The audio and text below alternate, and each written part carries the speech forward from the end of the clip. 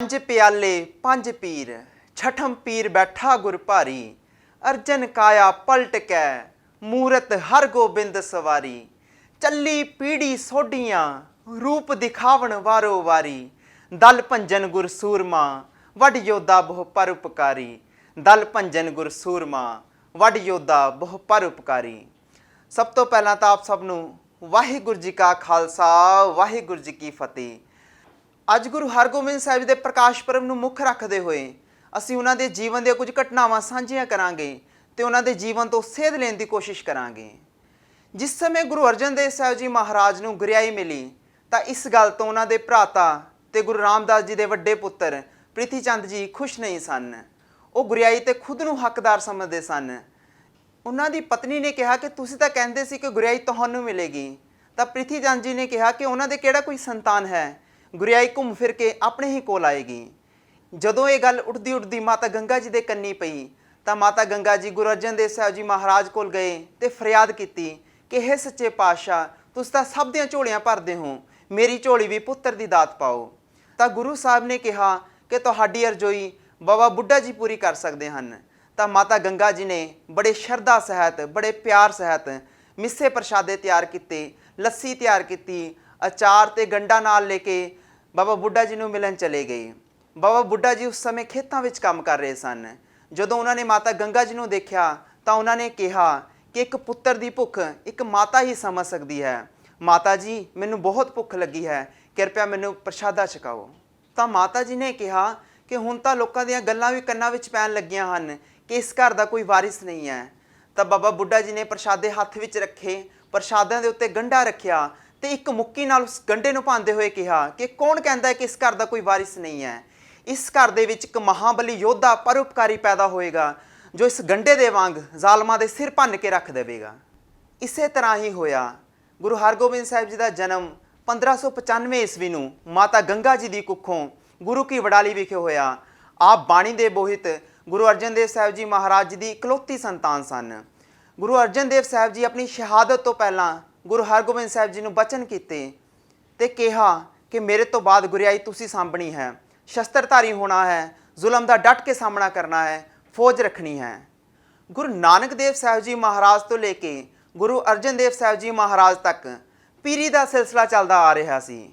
ਪਰ ਜਿਸ ਸਮੇਂ ਗੁਰੂ ਹਰਗੋਬਿੰਦ ਸਾਹਿਬ ਜੀ ਮਹਾਰਾਜ ਗੱਦੀ ਤੇ ਬੈਠੇ ਤਾਂ ਉਹਨਾਂ ਨੇ ਪੀਰੀ ਦੇ ਨਾਲ ਮੀਰੀ ਨੂੰ ਵੀ ਜੋੜ ਦਿੱਤਾ। ਉਹਨਾਂ ਨੇ ਮੀਰੀ ਪੀਰੀ ਦੀਆਂ ਦੋ ਤਲਵਾਰਾਂ ਪਹਿਨੀਆਂ। ਮੀਰੀ ਬਾਦਸ਼ਾਹੀ, ਰਾਜਨੀਤੀ ਤੇ ਸ਼ਕਤੀ ਦਾ ਪ੍ਰਤੀਕ ਸੀ, ਜਦ ਕਿ ਪੀਰੀ ਫਕੀਰੀ, ਅਧਿਆਤਮਕ ਤੇ ਭਗਤੀ ਦਾ ਪ੍ਰਤੀਕ ਸੀ। ਗੁਰੂ ਹਰਗੋਬਿੰਦ ਸਾਹਿਬ ਜੀ ਨੇ ਫਰਮਾਇਆ ਕਿ ਜਿੱਥੇ ਸੱਤ ਹੁੰਦਾ ਹੈ ਉੱਥੇ ਸਤਾ ਨਹੀਂ ਹੁੰਦੀ ਤੇ ਜਿੱਥੇ ਸਤਾ ਹੁੰਦੀ ਹੈ ਉੱਥੇ ਸੱਤ ਨਹੀਂ ਹੁੰਦਾ। ਕੋਈ ਵੀ ਪੰਛੀ ਇੱਕ ਖੰਭ ਦੇ ਨਾਲ ਕਦੇ ਵੀ ਉੱਡ ਨਹੀਂ ਸਕਦਾ। ਇਸੇ ਤਰ੍ਹਾਂ ਧਰਮ ਦੀ ਹੋਂਦ ਨੂੰ ਬਣਾਏ ਰੱਖਣ ਲਈ ਭਗਤੀ ਤੇ ਸ਼ਕਤੀ ਦੋਵਾਂ ਖੰਭਾਂ ਦੀ ਜ਼ਰੂਰਤ ਹੁੰਦੀ ਹੈ। ਗੁਰੂ ਸਾਹਿਬ ਨੇ ਕਿਹਾ ਕਿ ਜਿੱਥੇ ਰਾਜ ਸਤਾ ਨਹੀਂ ਉੱਥੇ ਧਰਮ ਨਹੀਂ ਤੇ ਜਿੱਥੇ ਧਰਮ ਨਹੀਂ ਉੱਥੇ ਇਨਸਾਨ ਸ਼ੈਤਾਨ ਬਣ ਜਾਂਦਾ ਹੈ। ਗੁਰੂ ਸਾਹਿਬ ਦੇ ਇਹਨਾਂ ਵਿਚਾਰਾਂ ਦਾ ਸਿੱਖਾਂ ਉੱਤੇ ਕਾਫੀ ਅਸਰ ਹੋਇਆ। ਸਿੱਖ ਸ਼ਸਤਰਧਾਰੀ ਹੋਣ ਲੱਗੇ। ਗੁਰੂ ਸਾਹਿਬ ਨੇ ਫਰਮਾਇਆ ਕਿ ਅੱਜ ਤੋਂ ਬਾਅਦ ਭੇਟਾਂ ਦੇ ਵਿੱਚ ਮੈਨੂੰ ਘੋੜੇ ਤੇ ਸ਼ਸਤਰ ਹੀ ਭੇਟ ਕੀਤੇ ਜਾਣ। ਗੁਰੂ ਸਾਹਿਬ ਨੇ ਸਿੱਖ ਨੂੰ ਸੰਤ ਹੋਣ ਦੇ ਨਾਲ ਨਾਲ ਸਿਪਾਹੀ ਬਣਨ 'ਤੇ ਵੀ ਜ਼ੋਰ ਦਿੱਤਾ। ਉਸ ਦਿਨ ਤੋਂ ਬਾਅਦ ਆਪ ਜੀ ਨੂੰ ਮੀਰੀ ਪੀਰੀ ਦੇ ਪਾਤਸ਼ਾਹ ਵਜੋਂ ਵੀ ਜਾਣਿਆ ਜਾਣ ਲੱਗਾ। ਪਰ ਸਮੇਂ ਦੀ ਹਕੂਮਤ ਨੂੰ ਇਹ ਗੱਲ ਰਾਸ ਨਾ ਆਈ। ਆਪ ਜੀ ਨੂੰ ਗਵਾਲੀਅਰ ਦੇ ਕਿਲੇ ਦੇ ਵਿੱਚ ਬੰਦੀ ਬਣਾ ਲਿਆ ਗਿਆ। ਪਰ ਲੋਕਾਂ ਵੱਲੋਂ ਹੋ ਰਹੀ ਬਗਾਵਤ ਤੇ ਗੁਰੂ ਸਾਹਿਬ ਦੇ ਦਰਸ਼ਨਾਂ ਨੂੰ ਉਮੜੀ ਹੋਈ ਭੀੜ ਨੂੰ ਵੇਖ ਕੇ ਸਮੇਂ ਦੀ ਹਕੂਮਤ ਨੂੰ ਝੁਕਣਾ ਪਿਆ ਤੇ ਜਹਾਂਗੀਰ ਨੇ ਹੁਕਮ ਕੀਤਾ ਕਿ ਗੁਰੂ ਸਾਹਿਬ ਨੂੰ ਰਿਹਾ ਕਰ ਦਿੱਤਾ ਜਾਵੇ। ਪਰ ਗੁਰੂ ਸਾਹਿਬ ਨੇ ਕਿਹਾ ਕਿ ਮੈਂ ਜੇਲ੍ਹ ਤੋਂ ਬਾਹਰ ਇਸ ਸ਼ਰਤ ਤੇ ਹੀ ਜਾਵਾਂਗਾ ਕਿ ਮੇਰੇ ਨਾਲ ਇਹਨਾਂ 52 ਰਾਜਿਆਂ ਨੂੰ ਵੀ ਰਿਹਾ ਕਰ ਦਿੱਤਾ ਜਾਵੇ। ਤਾਂ ਜਹਾਂਗੀਰ ਨੇ ਕਿਹਾ ਕਿ ਇੱਕ ਸ਼ਰਤ ਤੇ ਹੀ ਮੈਂ ਇਹਨਾਂ ਰਾਜਿਆਂ ਨੂੰ ਰਿਹਾ ਕਰ ਸਕਦਾ ਹਾਂ ਕਿ ਜੋ ਰਾਜਾ ਆਪ ਜੀ ਦੇ ਜਾਮੇ ਨੂੰ ਫੜ ਕੇ ਬਾਹਰ ਆ ਗਿਆ ਉਸ ਨੂੰ ਰਿਹਾ ਕਰ ਦਿੱਤਾ ਜਾਵੇਗਾ।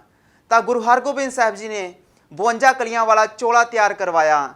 ਇੱਕ ਇੱਕ ਕਲੀ ਇੱਕ ਇੱਕ ਰਾਜੇ ਨੇ ਪਕੜ ਲਈ ਤੇ ਇਸ ਤਰ੍ਹਾਂ 52 ਰਾਜੇ ਗਵਾਲੀਅਰ ਦੇ ਕਿਲੇ ਵਿੱਚੋਂ ਰਿਹਾ ਹੋਏ। ਉਸ ਦਿਨ ਤੋਂ ਬਾਅਦ ਆਪ ਜੀ ਨੂੰ ਬੰਦੀ ਛੋੜ ਪਿਤਾ ਕਰਕੇ ਜਾਣਿਆ ਜਾਣ ਲੱਗਾ। ਉਸ ਦਿਨ ਸਿੱਖ ਇਤਿਹਾਸ ਵਿੱਚ ਬੰਦੀ ਛੋੜ ਦਿਵਸ ਵਜੋਂ ਮਨਾਇਆ ਜਾਂਦਾ ਹੈ।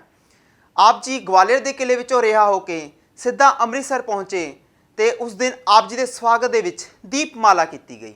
ਗੁਰੂ ਹਰਗੋਬਿੰਦ ਸਾਹਿਬ ਜੀ ਮਹਾਰਾਜ ਨੇ ਜ਼ੁਲਮ ਦੇ ਖਿਲਾਫ 4 ਜੰਗਾਂ ਲੜੀਆਂ ਤੇ ਚਾਰੇ ਜੰਗਾਂ ਵਿੱਚ ਹੀ ਜਿੱਤ ਪ੍ਰਾਪਤ ਕੀਤੀ। ਗੁਰੂ ਹਰਗੋਬਿੰਦ ਸਾਹਿਬ ਜੀ ਦੀ ਫੌਜ ਦੇ ਵਿੱਚ ਇੱਕ ਮੁਗਲ ਪਠਾਨ ਪੈਂਦੇ ਖਾਂ ਵੀ ਸੀ, ਜਿਸ ਨੂੰ ਕਿ ਗੁਰੂ ਸਾਹਿਬ ਨੇ ਬਚਪਨ ਤੋਂ ਹੀ ਆਪਣੇ ਪੁੱਤਰਾਂ ਦੇ ਵਾਂਗ ਪਾਲਿਆ ਸੀ। ਉਹ ਬਹੁਤ ਹੀ ਜ਼ਿਆਦਾ ਬਹਾਦਰ ਸੀ ਤੇ ਸਰੀਰ ਵਜੋਂ ਵੀ ਬਹੁਤ ਹੀ ਜ਼ਿਆਦਾ ਬਲਵਾਨ ਸੀ। ਉਸਨੇ ਗੁਰੂ ਹਰਗੋਬਿੰਦ ਸਾਹਿਬ ਜੀ ਦੇ ਨਾਲ ਮਿਲ ਕੇ ਅੰਮ੍ਰਿਤਸਰ ਦੀ ਜੰਗ ਲੜੀ ਤੇ ਬਹੁਤ ਬਹਾਦਰੀ ਦੇ ਨਾਲ ਲੜਿਆ। ਪਰ ਉਸਨੂੰ ਆਪਣੇ ਆਪ ਤੇ ਹੰਕਾਰ ਹੋਣ ਲੱਗਾ ਤੇ ਉਸਨੂੰ ਲੱਗਣ ਲੱਗਾ ਕਿ ਸਿੱਖਾਂ ਨੇ ਇਹ ਜੰਗ ਉਸਦੇ ਕਰਕੇ ਹੀ ਜਿੱਤੀ ਹੈ। ਉਸਦੇ ਹੰਕਾਰ ਨੂੰ ਤੋੜਨ ਦੇ ਲਈ ਗੁਰੂ ਸਾਹਿਬ ਨੇ ਦੂਜੀ ਤੇ ਤੀਜੀ ਜੰਗ ਦੇ ਵਿੱਚ ਉਸ ਨੂੰ ਸ਼ਾਮਿਲ ਨਹੀਂ ਕੀਤਾ, ਪਰ ਉਸਦਾ ਹੰਕਾਰ ਫਿਰ ਵੀ ਘੱਟ ਨਾ ਹੋਇਆ। ਹੰਕਾਰ ਵਿੱਚ ਆ ਕੇ ਉਸਨੇ ਗੁਰੂ ਸਾਹਿਬ ਦਾ ਸਾਥ ਛੱਡ ਦਿੱਤਾ ਤੇ ਜ਼ਾਲਮਾਂ ਦੇ ਨਾਲ ਰਲ ਗਿਆ ਤੇ ਗੁਰੂ ਸਾਹਿਬ ਦੇ ਉੱਤੇ ਹਮਲਾ ਕਰ ਦਿੱਤਾ। ਪੈਂਦੇ ਖਾਂ ਗੁਰੂ ਹਰਗੋਬਿੰਦ ਸਾਹਿਬ ਦੇ ਸਾਹਮਣੇ ਮੈਦਾਨ ਦੇ ਵਿੱਚ ਉਤਰਿਆ ਤਾਂ ਗੁਰੂ ਸਾਹਿਬ ਨੇ ਕਿਹਾ ਕਿ ਪੈਂਦੇ ਖਾਂ ਵਾਰ ਕਰ। ਤਾਂ ਪੈਂਦੇ ਖਾਂ ਨੇ ਗੁਰੂ ਸਾਹਿਬ ਦੇ ਉੱਤੇ ਵਾਰ ਕੀਤਾ, ਪਰ ਉਹ ਅਸਫਲ ਰਿਹਾ। ਪੈਂਦੇ ਖਾਂ ਨੇ ਗੁਰੂ ਸਾਹਿਬ ਦੇ ਉੱਤੇ ਦੂਜਾ ਵਾਰ ਕੀਤਾ, ਪਰ ਉਹ ਫਿਰ ਅਸਫਲ ਰਿਹਾ। ਇਸ ਤਰ੍ਹਾਂ ਪੈਂਦੇ ਖਾਂ ਨੇ ਗੁਰੂ ਸਾਹਿਬ ਦੇ ਉੱਤੇ 3 ਵਾਰ ਕੀਤੇ, ਪਰ ਹਰ ਵਾਰ ਉਹ ਨਾਕਾਮ ਰਿਹਾ।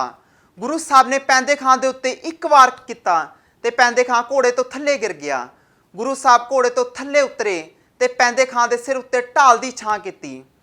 ਪੈਂਦੇ ਖਾਂ ਪਛਤਾਵਾ ਕਰਨ ਲੱਗਾ ਤੇ ਗੁਰੂ ਸਾਹਿਬ ਤੋਂ ਮਾਫੀ ਮੰਗਣ ਲੱਗਾ। ਤਾਂ ਗੁਰੂ ਸਾਹਿਬ ਨੇ ਕਿਹਾ ਕਿ ਪੈਂਦੇ ਖਾਂ, ਬਾਕੀ ਗੱਲਾਂ ਕਰਨ ਦਾ ਵਕਤ ਨਹੀਂ ਹੈ, ਉਸ ਅੱਲਾ ਨੂੰ ਯਾਦ ਕਰ।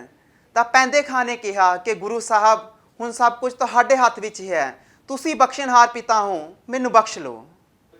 ਇਹ ਸਨ ਗੁਰੂ ਹਰਗੋਬਿੰਦ ਸਾਹਿਬ ਜੀ ਦੇ ਜੀਵਨ ਦੀਆਂ ਕੁਝ ਘਟਨਾਵਾਂ। ਇਸ ਤਰ੍ਹਾਂ ਗੁਰੂ ਹਰਗੋਬਿੰਦ ਸਾਹਿਬ ਜੀ ਮਹਾਰਾਜ ਉਸ ਪਰਮਾਤਮਾ ਦੇ ਭਜਨ ਦੀ ਕਿਰਤ ਕਰਦਿਆਂ ਤੇ ਜ਼ੁਲਮ ਦਾ ਟਾਕਰਾ ਕਰਦਿਆਂ 1644 ਈਸਵੀ ਨੂੰ ਕੀਰਤਪੁਰ ਸਾਹਿਬ ਵਿਖੇ ਜੋਤੀ ਜੋਤ ਸਮਾ ਗਏ।